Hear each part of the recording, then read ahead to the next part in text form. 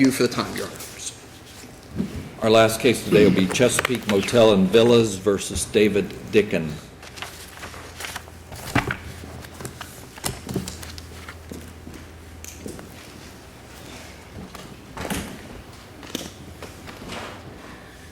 May it please the court. Good morning. I am Michael Healy. Hang on just 1 sec, let him get set up comfortable. Thank you, Ron. Good morning. I'm Michael Healy. This is John Anniser. We are from the Silver Law Group here on behalf of the appellant Chesapeake Motel and Villas, Inc. I request that I be granted 4 minutes for my points on appeal, which are the claims of the repudiation, the breach of contract by the appellee, and the damages issue, and Mr. Anniser will handle the slur issue and the motion for mistrial and the cross appeal. I also ask 4 minutes for me, 4 minutes for Mr. Anniser, 2 for rebuttal. Got it. Thank you, Okay, Your Honor. go ahead. Your Honor, we are here appealing a multi-day jury trial that resulted in an adverse verdict to the appellant, Chesapeake Motel and Villas, Inc. The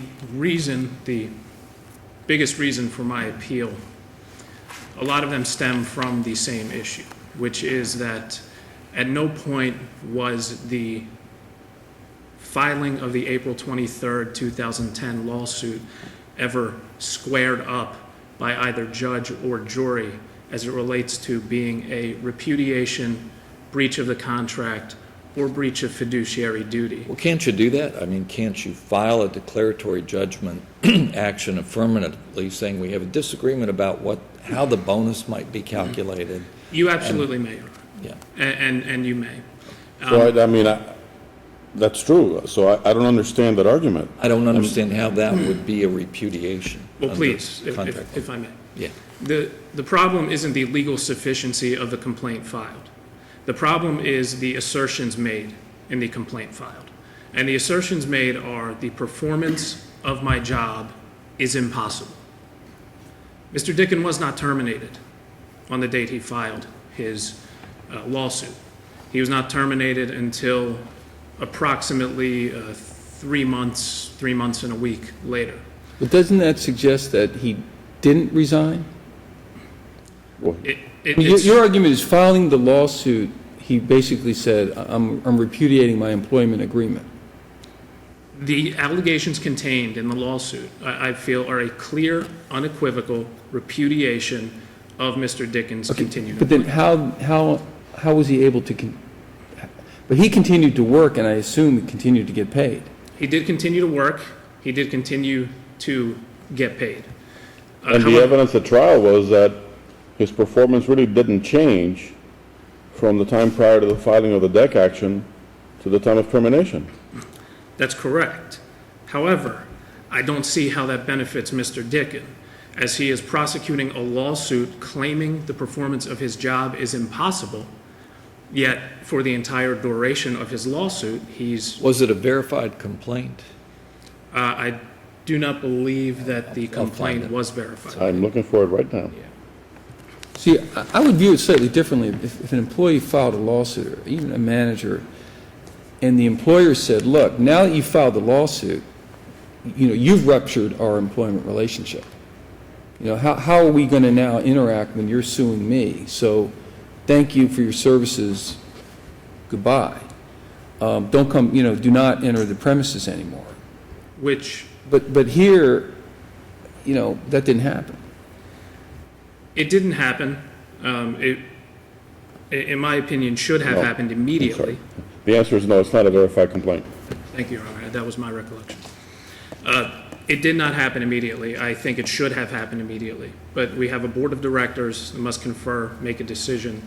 And also, that's the date of filing. I assume it took some time to serve the complaint. Is there anything in the employment agreement that says if you bring an action of any kind against us, that's a breach? That's either for cause or that's something that would warrant termination? No, sir, Your Honor. That is not contemplated specifically by the employment agreement. In fact, the only duties imposed upon Mr. Dickin by the employment agreement really are to operate as a fiduciary, not to breach his fiduciary duties owed to the Chesapeake. So if this complaint can be construed as a breach of the fiduciary duties Mr. Dickin owed to the Chesapeake, then that termination could be for cause. So you want us to interpose a fiduciary duty into an employment contract for an operating manager?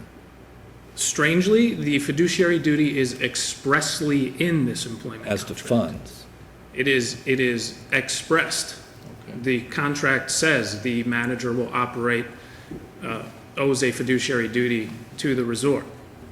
So it's not implied by law. It is actually set forth in the employment agreement. If you want to stick to your plan of 4 minutes, 4 minutes. Thank you. If I may briefly address the issue of damages, because I have not had an opportunity to touch on that. Does that come out of the rebuttal time or your co-counsel's time? I'll take it out of my rebuttal time if I'm forced to make the distinction. Mr. Dickin, when he filed the lawsuit, and in fact all the way up until trial, was operating under the belief that there was a liquidated damages provision.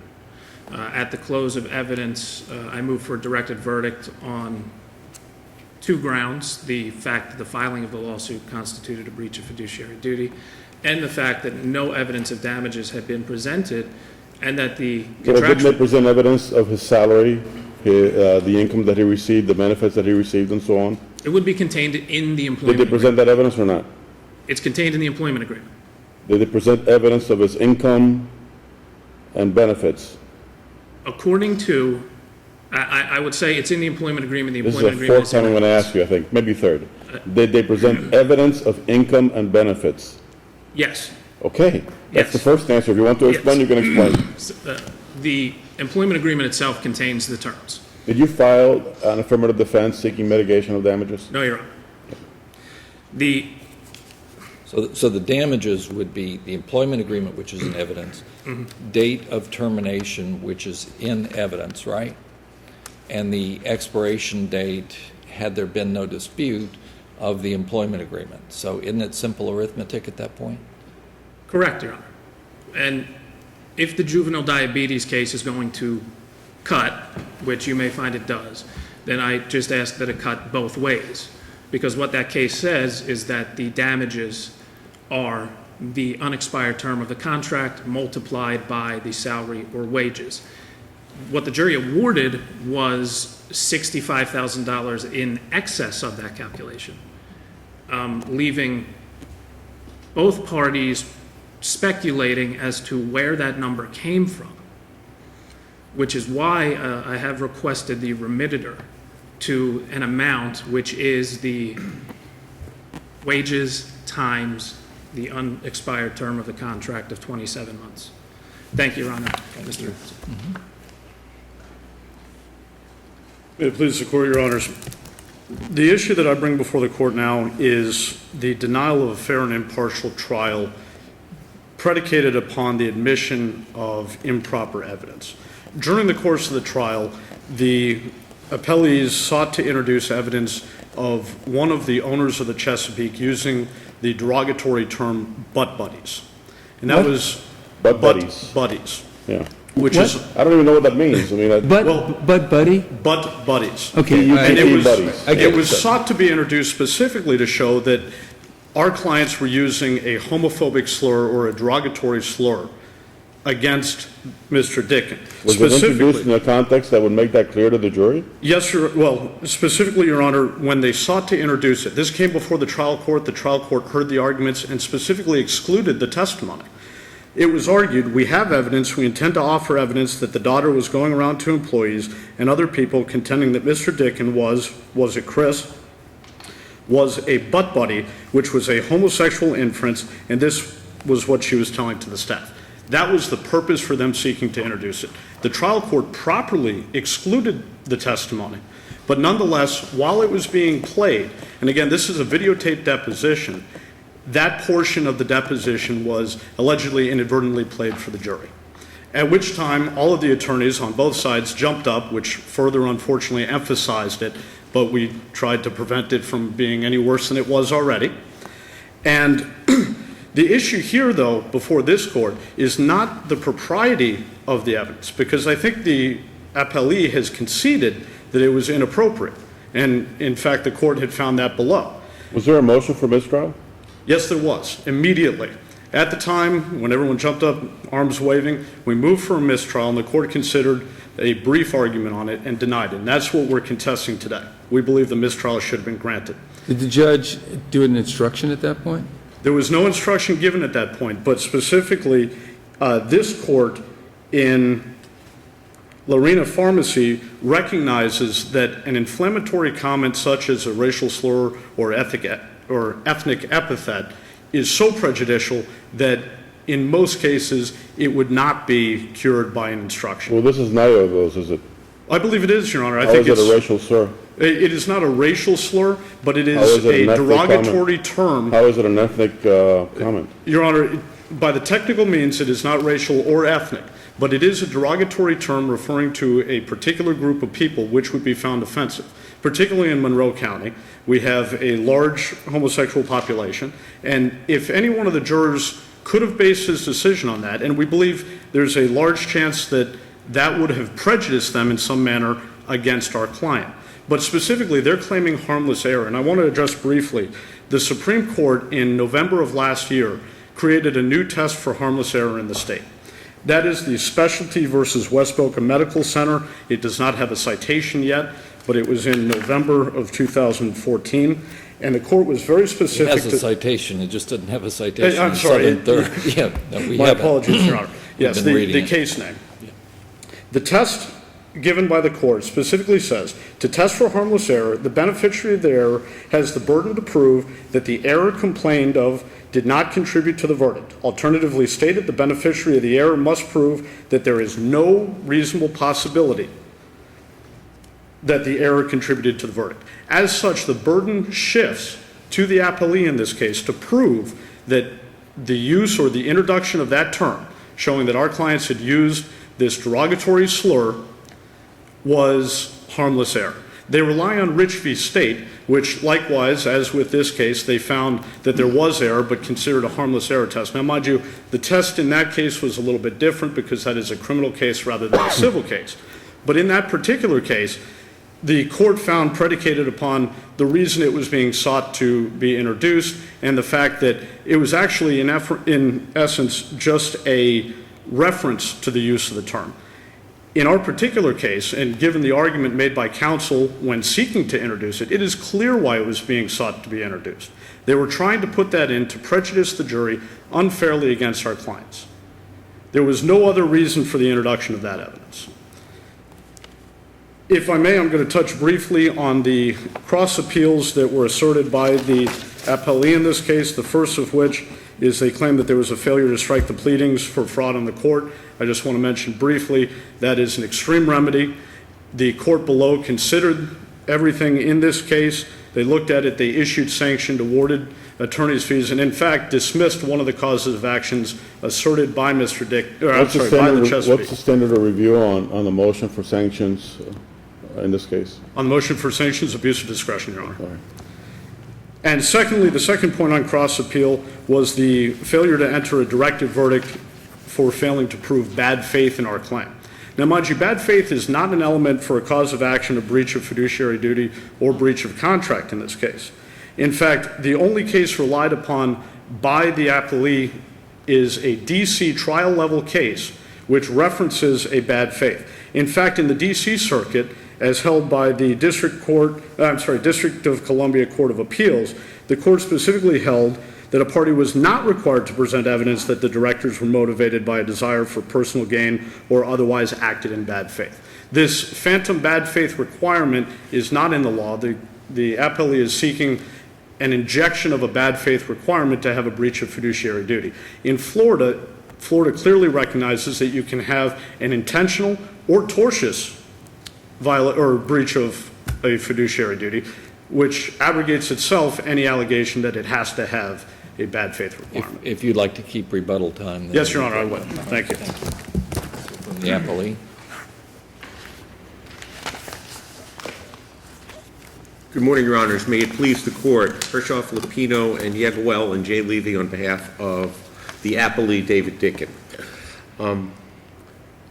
The arguments presented seem to be a bit of a moving target. They vary from what was presented below, and indeed the arguments in the reply brief vary from what was presented in the initial brief. And the argument presented at oral argument, citing cases with no notice of supplemental authority, vary from what was in the last brief. How about the $65,000? Why don't we start with that?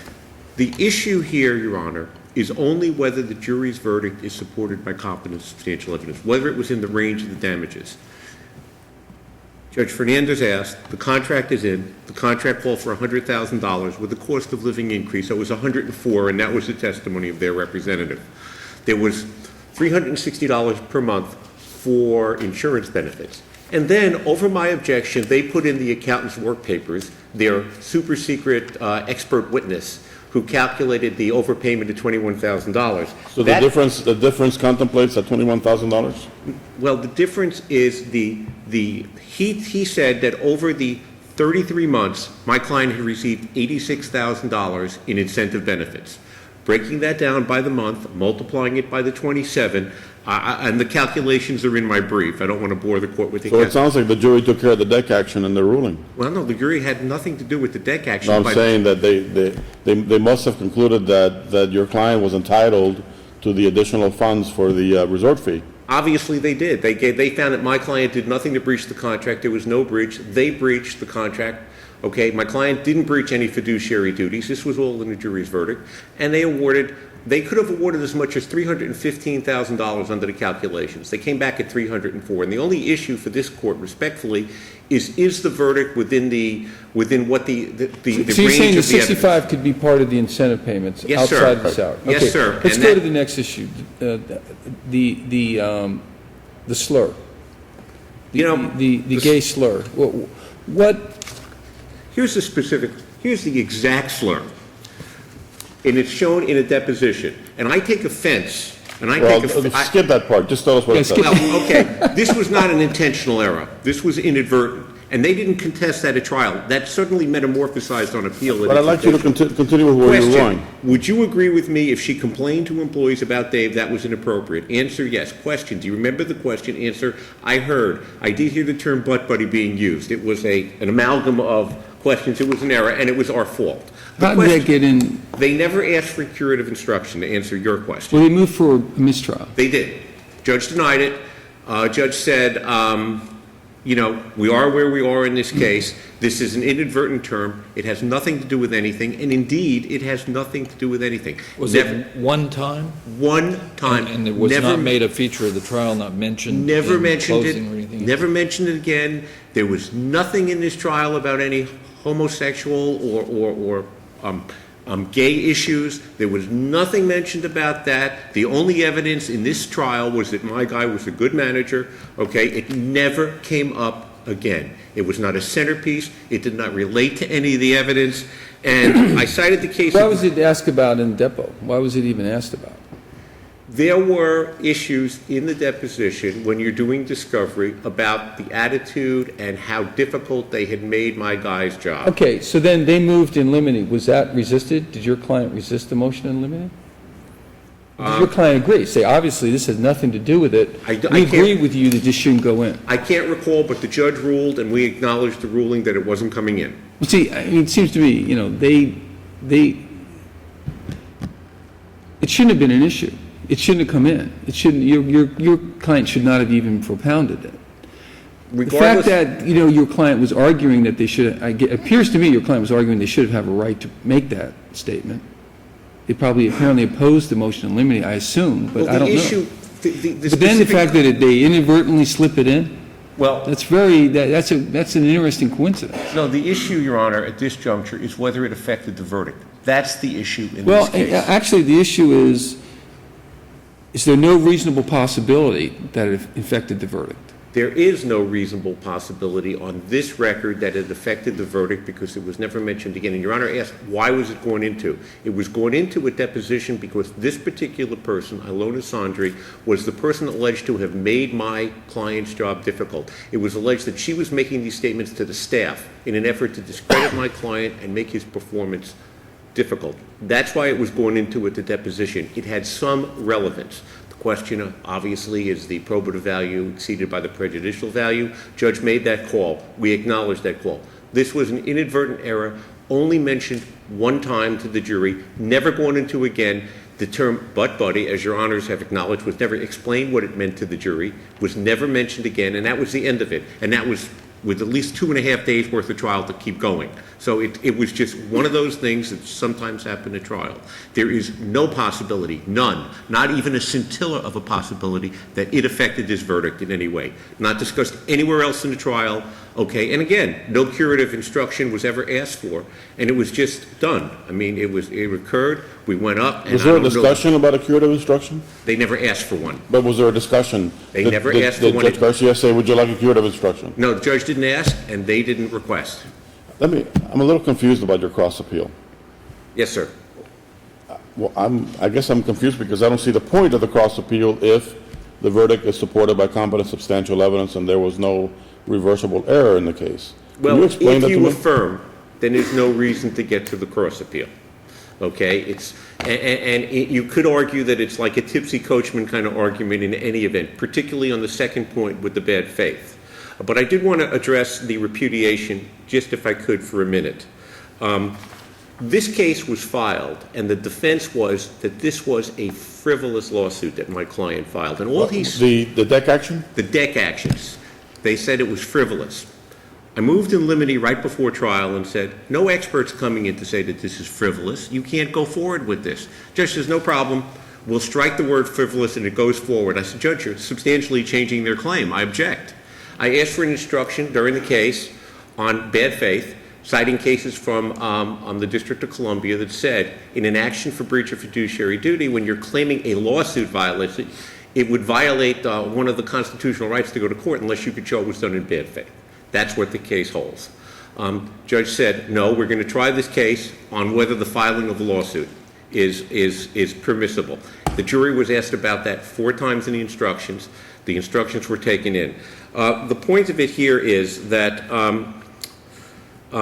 my client continued to work. There was no demand that he quit. Even the termination letter doesn't address the fact that the filing of a lawsuit was a terminable event. It talks about the alleged theft of the $21,000.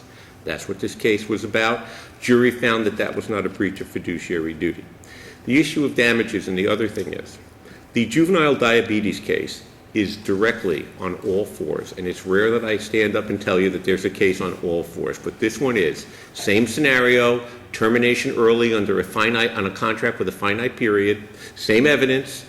This court held failure to plead this court held the damages are the remainder of the contract, and if you don't plead mitigation, you can't raise the argument that he should have gone out and worked elsewhere. And they never listed any evidence or any witness to say that there was some other person, there was a witness who was going to testify what he should have earned. So this case tracks exactly on all fours with juvenile diabetes. The court followed that, gave the appropriate jury instruction. There is no error on the damages. And in conclusion. And in conclusion, you should affirm in all respects. Can't be briefer than that, Your Honor. Your Honor, Judge Fernandez asked if the jury took care of the deck action. They did. And in fact, what they ruled was that Mr. Dicken had not been interfered with, which were the allegations raised in the deck action. The deck action wasn't about interference. The deck action was about the amount of money he was entitled to receive. Not entirely. No, it was not, Your Honor. I looked at the deck action as you were speaking, and I think it was paragraph 10 that he used the word making it impossible for him to perform in one short phrase, and there was nothing else. Everything else was about what does a contract require, what is the incentive pay, does the incentive pay include or not include the resort fee? What else? Claimed of interference from the Board of Directors. It's in the deck action. It's in that one paragraph, right? Right. No other place, And then severance pay is requested as damages. right? The filing of the lawsuit was mentioned in the jury instructions. However, the specific question of whether the filing of the lawsuit constituted a breach of the fiduciary duty was not in the verdict form. It was argued to be put into the verdict form, and the court did not put that in the verdict form. So the question of whether the April 23rd, 2010 lawsuit was a breach of the fiduciary duty was not answered by the jury. Making that even worse, compounding that, is that at the very top of the instructions there, it says there can be only one breach. It doesn't say there can be more than one breach, but the first in time. It just says there can be only one breach. So the first question the jury is asked is, did the Chesapeake breach by terminating Mr. Dickett? They answered yes, just following a line that says there can be only one breach. Now they never get to, or possibly do not consider whether there were any other breaches pled as an affirmative defense which would excuse the termination of Mr. Dickett. So while it was in the jury instructions, its omission from the special verdict interrogatories, and it's combined with that line telling them there's only one breach, caused, I believe, a huge problem for the jury and resulted in this adverse verdict. And also, just to answer the question, or address the issue, that there are additional slurs that have been used that are neither ethnic nor racial. In Lorena Pharmacy, Inc. v. Lopez, in this court, 1984, the use of the term scum was referring to the people in an unemployment office was inflammatory enough. And Simmons v. Baptist Hospital of Miami, also this case, also this court, also 1984, brown-skinned people, which would neither be ethnic nor racial, probably was enough to be inflammatory. What we are asking for is a reversal, Your Honor. Brown-skinned people wouldn't be racial or ethnic? Encompasses a wide range of races and ethnicities. So it's both. Both very, very wide reaching. Got it. On a reversal, We are asking for a reversal based upon the repudiation. Alternatively, we are asking for a remand to the trial court for the determination on damages, the appropriate level of damages, and the remitted to the amount actually pled. And we are also asking alternatively that this court grant the motion for mistrial based upon this slur. All right, thank you. thank you. Thank you all.